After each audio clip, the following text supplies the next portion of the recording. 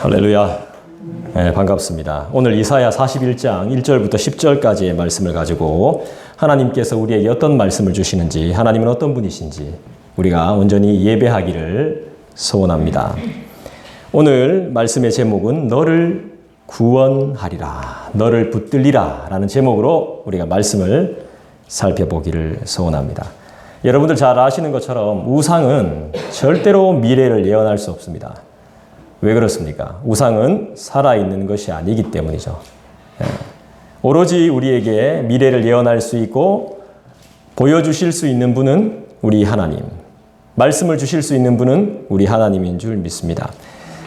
제가 수요 예배를 계속 이사야 강의를 쭉 해오고 있는데요. 왜 이사야를 선택했냐 하면요, 이사야 말씀은 하나님은 어떤 분이신가를 분명하게 잘 가르쳐 주는 것 같습니다. 정말 잘 가르쳐 줍니다. 그래서 하나님이 어떤 분이신가를 내가 명확하게 알게 되면 내 존재가 어떤 존재인지를 또 분명히 알게 되는 거죠. 하나님이 누구신지를 분명히 알게 되면 내가 누군지, 내가 어떠한 존재인지를 분명히 알게 된다는 것입니다. 하나님의 뜻을 행할 수 있다는 것이죠. 그래서 너무너무 좋았습니다. 그리고 하나님께서 우리를 정말 강력하게 사랑하신다는 것. 우리도 하나님을 소유해야겠지만, 하나님을 사랑해야겠지만, 하나님도 우리를 너무너무 소유하고 싶어 하신다는 걸 이사야 말씀을 통해서 많이 깨닫게 됩니다. 예를 들면, 내가 너를 지명하여 불렀노니. 내가 너를 지명했다. 이게 이사야서에 나오는 말씀이죠. 조금 있으면 우리가 또 보게 되고요. 오늘도 보십시오. 내가 내가 너를 부르고, 너를 택하고, 버리지 않고, 이런 성경의 말씀들이 가득 차 있습니다. 하나님이 우리를 택했고 우리를 소유하고 싶어 하신다는 것. 그 사랑이 너무 강력하다는 것. 말씀에 너무너무 잘 나와 있더라는 거죠.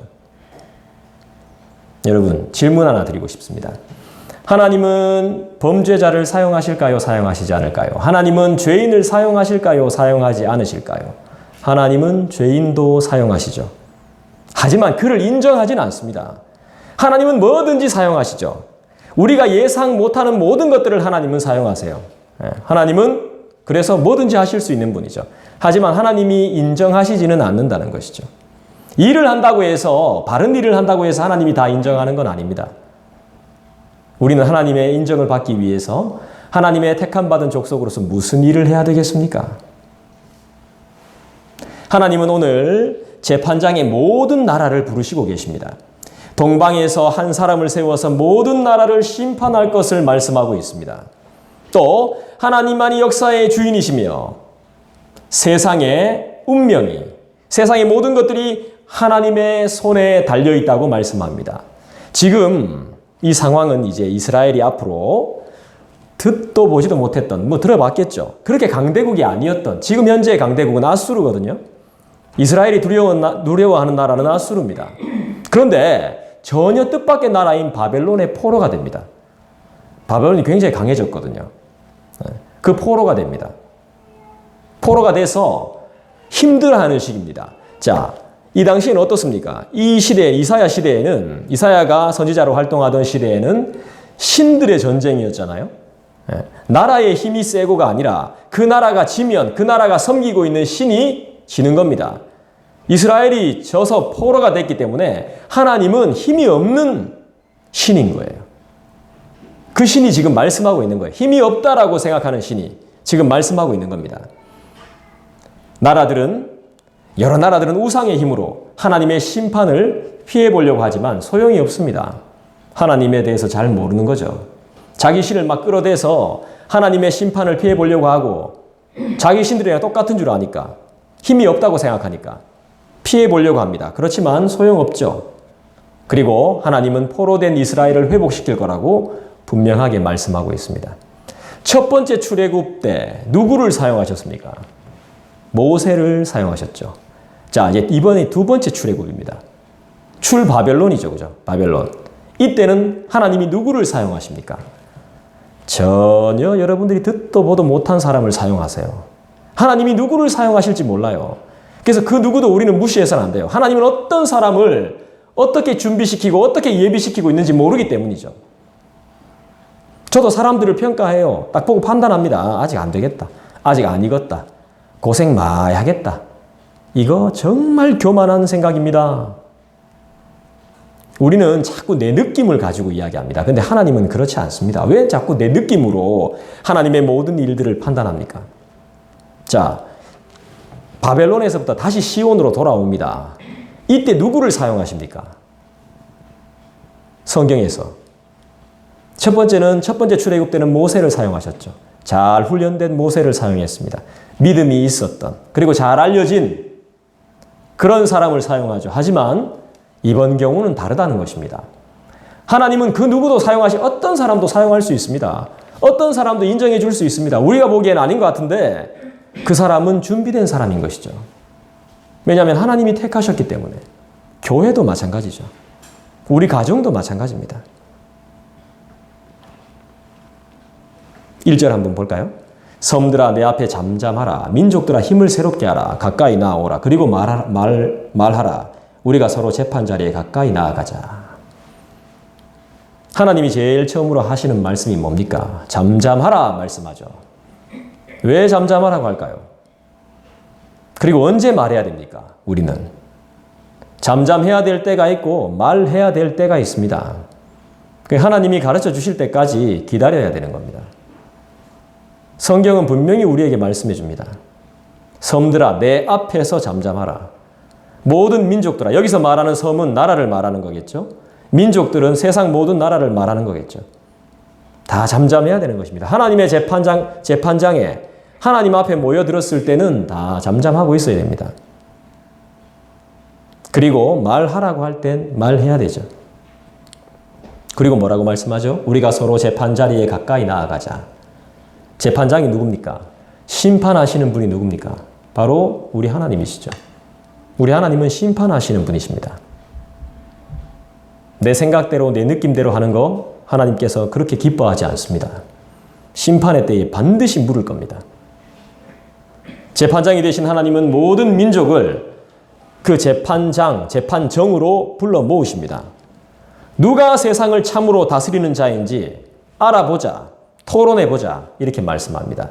누가 진짜 신인지, 누가 진짜 능력이 있는지, 누가 너희를 책임질 수 있는지, 누가 너희를 멸할 수 있는지, 누가 너희를 해방시킬 수 있는지 한번 이야기해보자 이겁니다.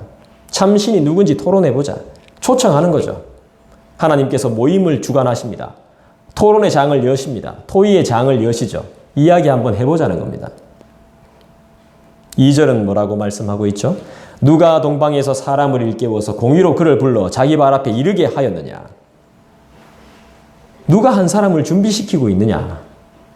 하나님의 일을 위해서 누군가를 하나님은 계획하시고 준비하고 계시죠. 이건 태초부터 아마 준비하고 계셨을 겁니다. 갑작스럽게 누구처럼 인간의 생각으로 즉석으로 만들어내는 것이 아니라, 즉흥적으로 말하는 것이 아니라 하나님이 태초부터 이미 계획을 세우셨어요.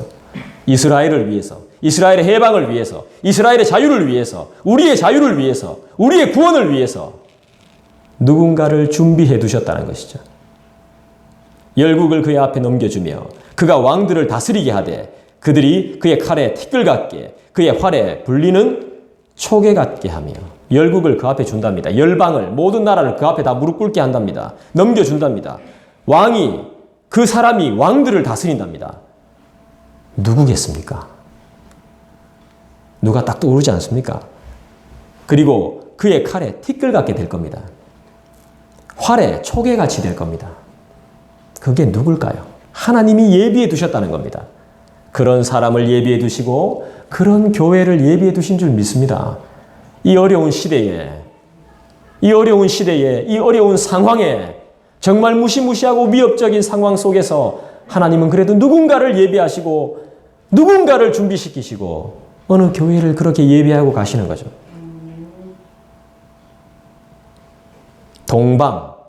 동방은 메소포타미아 지역을 의미한다고 합니다. 동방에서 사람을 일깨운다 그랬죠. 사람은 바벨론을 멸망시키고 그 강력한 대군인 바벨론을 멸망시키고 이스라엘 백성을 고국으로 돌아가게 만들 고레스 왕을 말하는 것입니다. 메데바사의 왕이죠.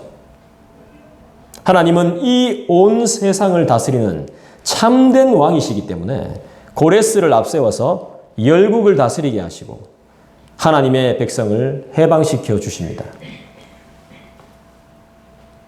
그 열국을 그의 앞에 넘겨준다고 하잖아요. 고레스 앞으로 넘겨주는 겁니다. 바벨론을 멸망시킨 고레스는 당시까지 존재했던 가장 큰 제국을 건설했던 왕이 됩니다. 많은 적들을 무찔러 이기게 된다는 거죠. 강력한 존재, 강한 존재, 하나님이 예비하신 존재. 모든 것은 하나님이 하셔야 됩니다.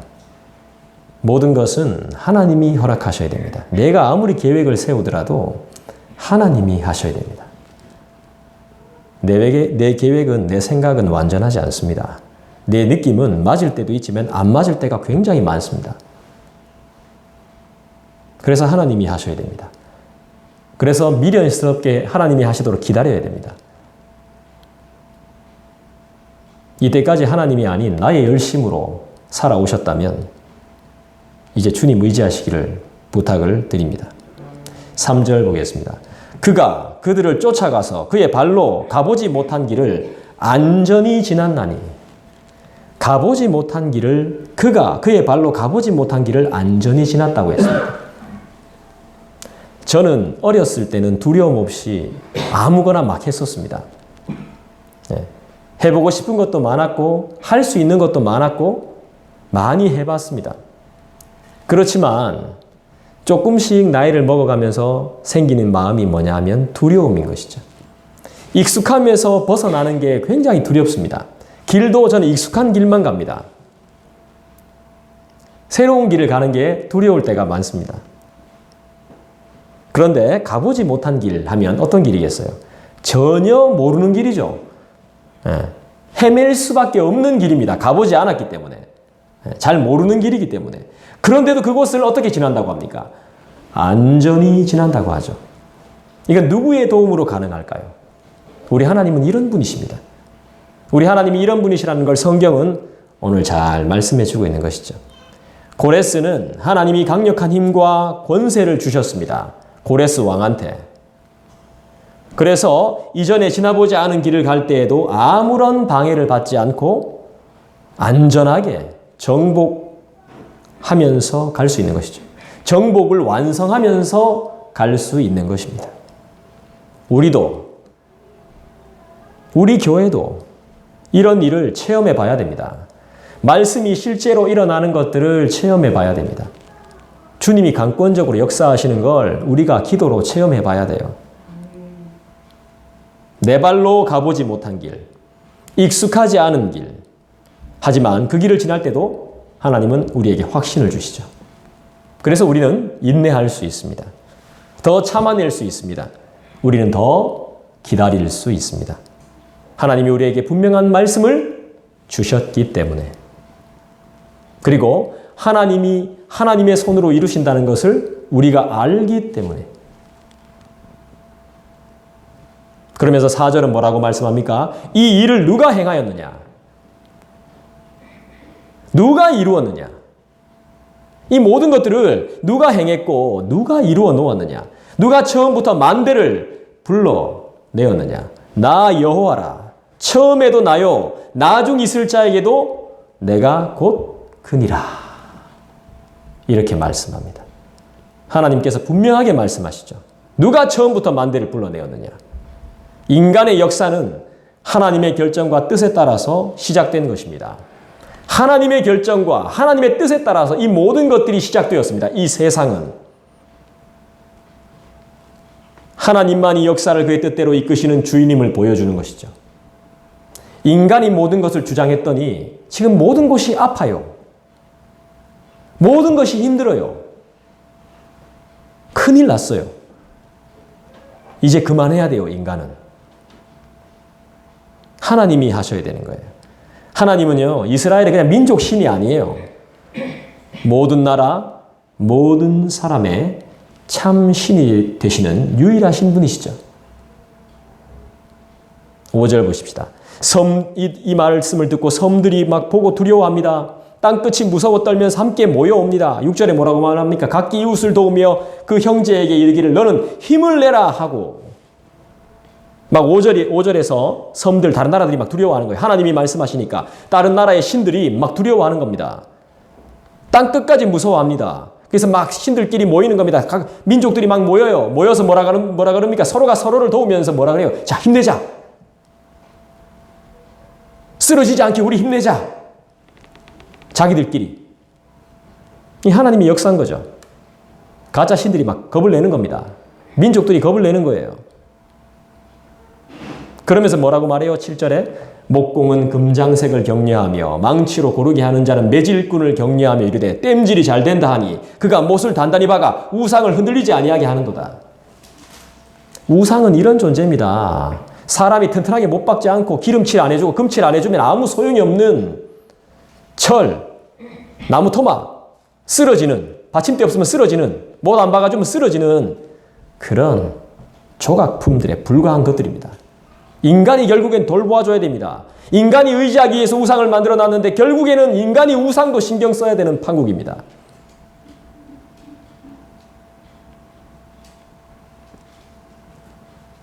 각기 우상을 만드는 사람들이 서로 격려하는 모습이죠.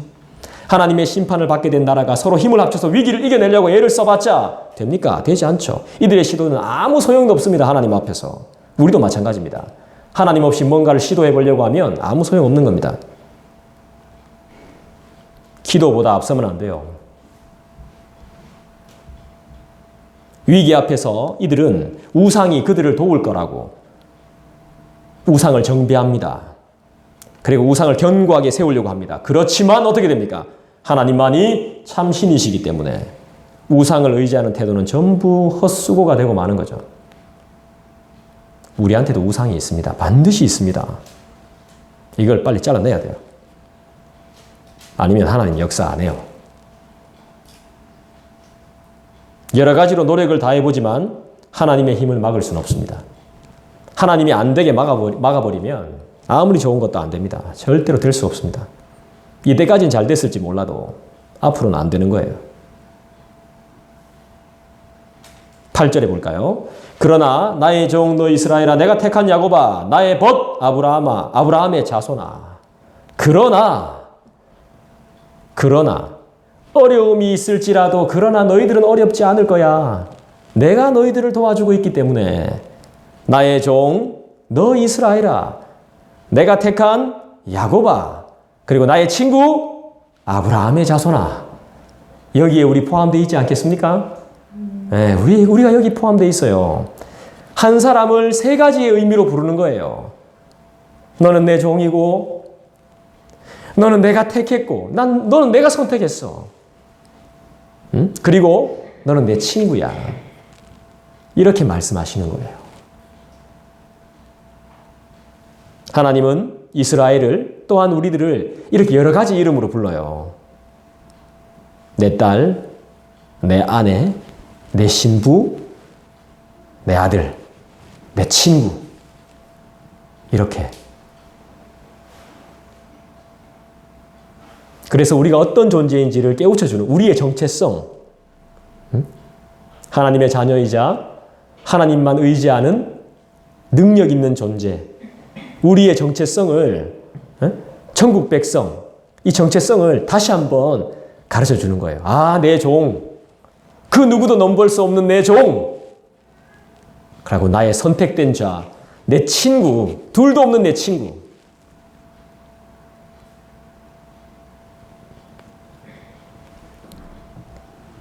먼저 하나님의 계획을 이루기 위한 하나님의 귀한 도구로 쓰임받기 위한 종으로 우리를 부르셨죠.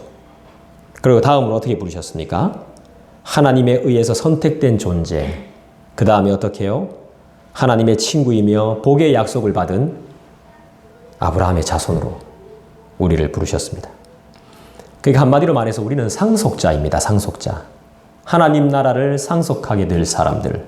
할렐루야! 하나님께 선택된 하나님 나라의 상속자, 나를 종으로, 나를 자녀로, 나를 친구로 부르신 분이 누구십니까? 하나님이시죠. 하나님 분명히 오늘 우리에게 말씀하고 있습니다. 그래서 9절은 뭐라고 말해요? 내가 땅 끝에서부터 너를 붙들며 땅 모퉁이에서부터 너를 부르고 내게 이르기를 너는 나의 종이라 내가 너를 택하고 싫어하여 버리지 아니하였다 하였노라. 오랫동안 힘들었습니다. 오랫동안 포로 생활했습니다. 오랫동안 고생했습니다. 그렇지만 하나님은 우리를 지켜보고 계셨습니다. 너를 택했다고 말합니다. 내가 너를 택했다. 이스라엘의 끊임없는 죄악에도 하나님은 그들을 절대로 버리지 않았습니다. 우리의 죄악에도 불구하고 하나님은 우리를 버리시지 않았습니다. 하나님의 목적을 위해서 반드시 사용하며 구원하실 것이라는 분명한 말씀이시죠. 우리의 끊임없는 죄악, 나의 끊임없는 죄악과 외식에도 불구하고 하나님은 나를 기억하시고 나를 빚으시고 인도하시고 나를 쓰시기 위해서 계속해서 기다리시며 준비케 하시는 하나님은 우리를 싫어하거나 절대로 버리거나 포기하지 않습니다. 그분이 바로 우리 하나님이십니다. 그러면서 10절은 우리에게 분명하게 말씀해 줍니다. 두려워하지 말라. 내가 너와 함께함이라. 놀라지 말라. 나는 내 하나님이 됨이라. 내가 너를 굳세게 하리라. 참으로 내가 너를 도와주리라. 참으로 나의 의로운 오른손으로 너를 붙들리라. 이렇게 말씀하고 있습니다. 나라는 망했습니다. 백성은 포로가 되었습니다. 그럴지라도 상황을 보고 두려워하지 말라는 말씀입니다. 아무것도 없습니다. 그런 상황 보지 말라는 겁니다. 그 그림만 보고 두려워하지 말고 염려하지 말라는 것입니다. 그렇게 살지 말라는 거예요. 그냥 당당하게 살면 없으면 없는 대로 살면 된다는 겁니다. 하나님이 그들과 함께 하시기 때문에, 우리와 함께 하시기 때문에 함께 하셔서 우리의 소망, 우리의 희망, 하나님께서 목적을 이루실 것이라고 분명히 말씀하시고 그것을 믿으라고 말씀하고 계신 것이죠. 지금 이 순간도 누가 도와주지 않으면 살 수 없고 힘들다 할지라도 현실과 상황만 보고 외로워하거나 힘들어하지 말고 하나님에 대한, 하나님의 계획에 대한 믿음을 가지고 또 나에 대한 하나님의 계획을 믿고 교회를 향한 놀라운 비전을 가지고 계신 하나님을 바라보는 것. 그러면 하나님이 도와주신다고 분명히 말씀하셨으니까, 하나님이 붙들어 주신다고 말씀하셨으니까 그거 믿고 주님과 친밀한 교제를 나누십시오. 그게 바로 기도입니다. 기도는 그래서 중요한 것입니다. 우리 하나님은 어떤 분이십니까? 우리 하나님은 알파와 오메가 되시죠. 맞습니까? 처음 그리고 우리의 끝이 되시는 분이십니다. 그분을 믿는데 뭐가 두렵습니까? 두려워한다는 자체가 말이 안 되죠. 뭐가 걱정입니까? 기도하면 되는데요. 구하면 되는데요. 반드시 응답하신다고 했는데요. 우리는 참 예배자가 되어서 주님 따르면 됩니다. 그러면 주님이 다 책임지신다고 말씀하셨습니다. 하나님은 우리를 붙들고 계시며 굳세게 강하게 하시고 힘주시고 도와주시고 응답 주시겠다고 약속하셨습니다. 이것이 바로 우리가 기도해야 될 이유인 것입니다. 망하게 되는, 죽음 가운데 놓여져 있는 아주 위급한 상황, 숨이 꼴깍꼴깍 넘어가는 위기의 상황 가운데서도 하나님이 살아계셔서 우리를 도우시고 힘 주신다는 것을 잊지 말고 우리는 담대해야 됩니다. 왜죠? 왜 그렇습니까? 우리는 담대해야 되는데 왜 그렇게 담대해야 되는 겁니까? 죽음도 하나님께서 정하신 길이라면 그 길을 벗어날 수 있는 사람은 없습니다. 하나님이 계획하신 길이라면 그 길을 벗어날 수 있는 사람은 단 한 사람도 없어요. 그 길을 거스를 수가 없습니다. 그 뜻을 거스를 수가 없어요. 그리고 아무리 어둠의 길이라 할지라도 그 길도 하나님께서 함께하고 계심을 믿기에 우리는 담대하게 나아갈 수 있는 것이죠. 우리가 아는 하나님, 그리고 제가 아는 하나님은 그냥 우리를 버리시는 분이 아닙니다. 버리신 일이 없는 걸로 알고 있습니다. 그분의 종과 자녀, 민족과 백성을 절대 버리지 않는 분이 우리 하나님이시죠. 요즘은 참 이 세상이 어떻게 된 세상인지, 부모가 애를 주기도만요. 부모가 애를 버리더만요. 근데 우리 하나님은 그렇지 않습니다.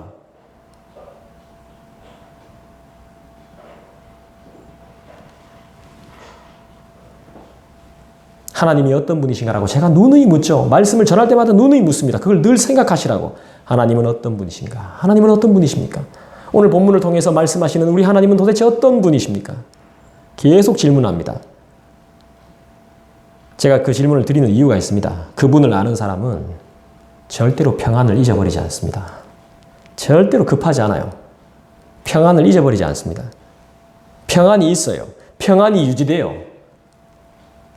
평안이 유지가 안 되는 사람은 예배를 수도 없이, 기도를 수백만 번, 찬양을 수천 번 해도 모르죠. 그분이 주신 평안을 경험해 본 적이 없는 사람은. 하나님의 전능하신 손이 우리를 붙들고 계심을 믿으십시오. 모든 것이 하나님의 손에 달려 있습니다. 남들처럼 하지 않는다고 해서 처지는 게 아닙니다. 뒤처지는 게 아니에요. 오늘 나와 동행해 주시는 분이 우리 하나님이신데요. 임마누엘 되신 하나님을 영원히 찬양해야 됩니다. 여러분, 진짜 힘이 뭐죠? 제가 학교에서 배울 땐 선생님들이 저한테 이렇게 가르쳐 주셨습니다. 아는 게 힘이야. 이렇게 가르쳐 주셨어요. 우리는 뭘 압니까? 우린 뭘 알고 있습니까? 근데 여기서 하나 더 붙여야 됩니다. 진짜 힘은. 우리가 아는 것을 믿는 게 진짜 힘입니다. 우린 누구를 알고 있죠? 그분을 알고 그분을 믿어야지 우리가 진짜 힘이 생기는 거 아니겠어요?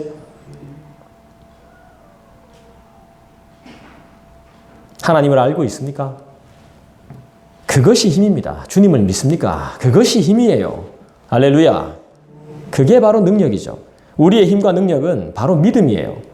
먹고 사는 문제, 돈 문제, 자녀 문제 해결하실 분이 우리의 삶에 아주 기초적인 모든 문제, 이 모든 문제를 기적적으로 해결하실 분이 하나님 아니십니까? 우리가 걱정하고 있는 문제를 해결하실 분이 하나님이시잖아요. 우리를 위로하시고 그 이상으로 우리 문제를 해결하실 분이 바로 우리 하나님 아니십니까?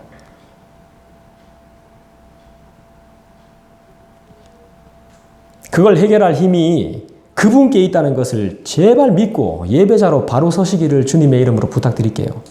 우리 하나님 어떤 분이시죠? 성경은 분명하게 말씀합니다. 길과 진리와 생명이라고 말씀했습니다. 분명히 말씀하셨어요. 길이요 진리요 생명이니. 그러니까 그게 무슨 말씀입니까? 나 외에, 그분 외에는 길도 아니고 진리도 아니고 생명도 아닌 거예요.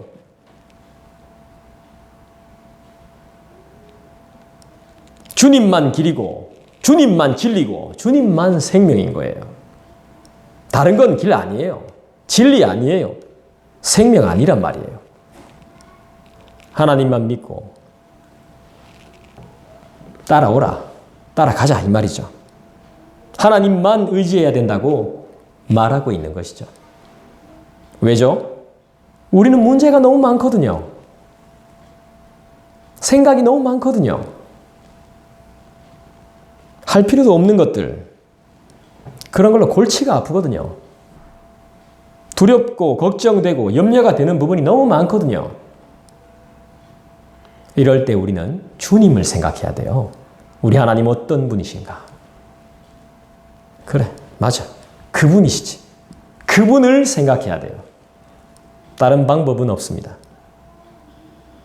하나님을 의지하는 것이 가장 복된 길이에요. 우리 하나님은 오늘 말씀에도 분명히 나오죠. 재판장이세요. 재판장. 우리 하나님을 의지할 때 사탄의 시험, 사람들의 모함, 수군거림, 범죄, 그 다음에 죄의 유혹들, 이런 모든 심판을 이기는 가장 현명한 방법이 뭐예요? 주님을 의지하는 거예요. 3절 보시죠. 3절 우리 다 한 번 더 읽어볼까요? 그가 그들을 쫓아가서 그의 발로 가보지 못한 길을 안전히 지났나니, 이렇게 해주시는 분이 누구냔 말입니다. 삶에 대해서, 인생에 대해서 관심이 없는 사람은 모르겠습니다만은 우리의 삶은 어떻습니까? 우리의 삶 하루하루는 어떻습니까? 매일매일은 단 한 번도 가보지 않은 낯설은 길을 걷는 것과 마찬가지입니다. 우리는 지금 늘 낯설은 길을 가고 있는 거예요.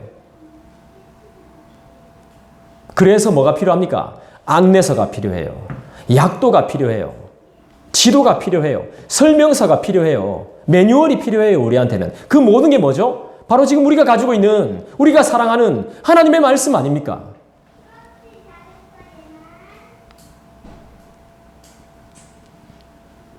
우리 삶에는 그런 것들이 필요합니다. 약도나 내비게이션이 필요합니다. 아주 불편한 길입니다. 우리의 길은. 하지만 우리 주님 임마누엘 되신 주님과 동행하고 있다면 불편함이나 두려움이 아닌 기대와 소망의 길이 될 줄 믿습니다. 그분과 동행하십시오. 하나님이 없이 살면 우리는 그만큼 힘든 일을 자초해서 겪게 됩니다.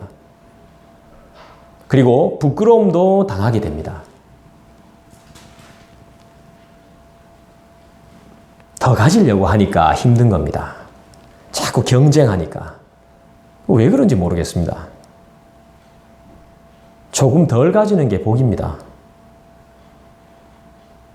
주님 앞에 진정으로 내려놓을 때 복이 되고 기쁨이 됩니다.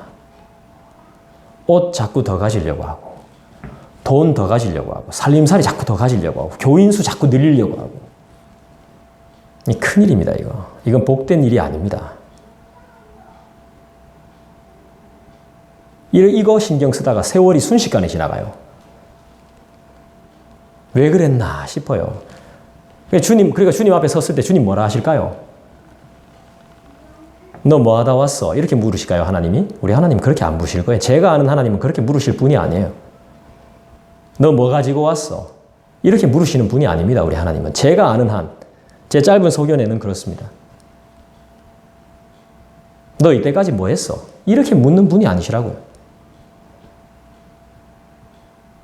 너는 누구냐? 라고 묻죠. 넌 날 사랑하느냐? 묻겠죠.